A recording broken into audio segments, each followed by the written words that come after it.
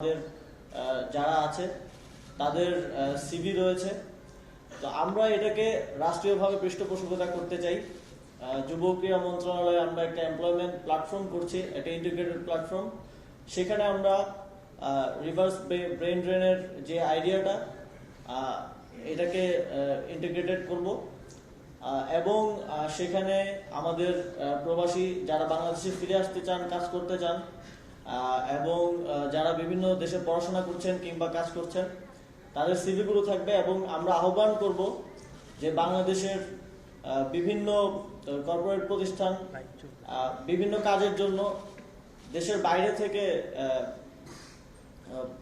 অনেকে নিয়ে আসেন, বিভিন্ন বিদেশি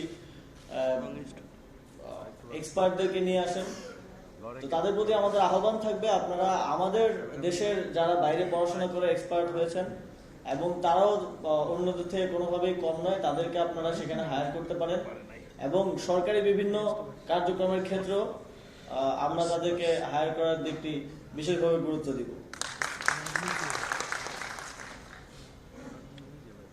এছাড়াও আমি একজন নাগরিক হিসেবেও এটা দাবি করতে চাই এবং পরামর্শ দিতে চাই আমাদের নির্বাচন কমিশন, সংস্কার কমিশনকে প্রবাসীদের ভোটাধিকার নিশ্চিতের জন্য একটি সুস্পষ্ট এবং বাস্তবায়নের একটা সুন্দর রূপরেখা যেন তারা সরকার এবং নির্বাচন কমিশনকে প্রদান করে।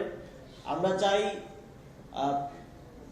যারা দেশের অর্থনীতিতে এত গুরুত্বপূর্ণ অবদান রাখছেন, পরিবার পরিজন থেকে দূরে থেকে দেশের জন্য কাজ করে যাচ্ছেন, অক্লান্ত পরিশ্রম করে যাচ্ছেন, তারা যেন দেশ গঠনে, সরকার গঠনে সবচেয়ে গুরুত্বপূর্ণ মতামত দেওয়ার যে অধিকার, ভোটাধিকার, সেটা পান এবং সেটা নিশ্চিত করার জন্য সরকার সর্বোচ্চ চেষ্টা করবে এবং সেই আহ্বানটা আমার থাকবে আমাদের নির্বাচন কমিশন, সংস্কার কমিশনের থেকে।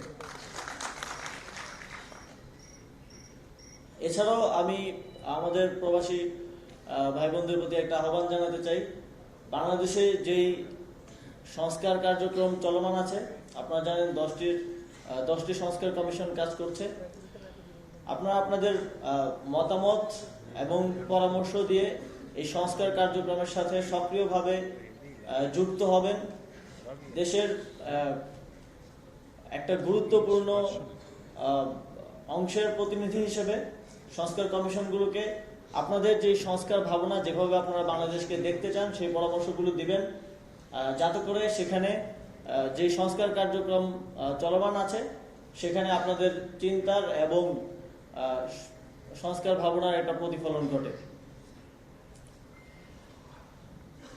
অন্তর্বর্তীকালীন সংস্কার গঠনের পর থেকে প্রবাসী কল্যাণ ও বৈদেশিক কর্মসংস্থান মন্ত্রণালয়ের যে কার্যক্রম, প্রবাসী লাউঞ্জ এবং বিমানবন্দরে প্রবাসীদের হয়রানি বন্ধে যেই কার্যক্রম তারা গ্রহণ করেছেন তার প্রশংসার দাবিদার। সেজন্য বৈদেশিক কর্মসংস্থান প্রবাসী কল্যাণ ও বৈদেশিক কর্মসংস্থান মন্ত্রণালয়কে বিশেষভাবে ধন্যবাদ জানাতে চাই এবং একই সাথে আরেকটা দাবি রাখতে চাই। আমাদের মিশনগুলোতে প্রবাসীরা যখন বিভিন্ন সেবা নিতে যান, পাসপোর্ট সেবা সহ বিভিন্ন সেবা, আমি যতবারই কথা বলার সুযোগ হয়েছে আমি তাদের থেকে অভিযোগ পেয়েছি যে সেখানে দীর্ঘসূত্রিতা হয় এবং অনেক ক্ষেত্রে হয়রানির মতো ঘটনা ঘটে। আমার আহ্বান থাকবে প্রবাসী কল্যাণ মন্ত্রণালয় এবং একই সাথে পররাষ্ট্র মন্ত্রণালয় প্রবাসীদেরকে এই সেবাগুলো দেওয়ার ক্ষেত্রে যেন কোনো প্রকার দীর্ঘসূত্রিতা কিংবা হয়রানির মতো ঘটনা ভবিষ্যতে আর না ঘটে। পরিশেষে বাংলাদেশের অর্থনীতিতে গুরুত্বপূর্ণ অবদান রাখার জন্য, বাংলাদেশের গণতন্ত্র এবং ফ্যাসিবাদের বিরুদ্ধে লড়াইয়ে গুরুত্বপূর্ণ ভয়েস হয়ে ওঠার জন্য এবং সর্বোপরি দেশের জন্য অক্লান্ত পরিশ্রম করে যাওয়ার জন্য আজকে আন্তর্জাতিক অভিবাসী দিবস ও জাতীয় প্রবাসী দিবসে আমাদের প্রায় 15 মিলিয়ন প্রবাসী রেমিটেন্স যোদ্ধাদের বিশেষভাবে ধন্যবাদ জানিয়ে আমার বক্তব্য শেষ করছি। ধন্যবাদ।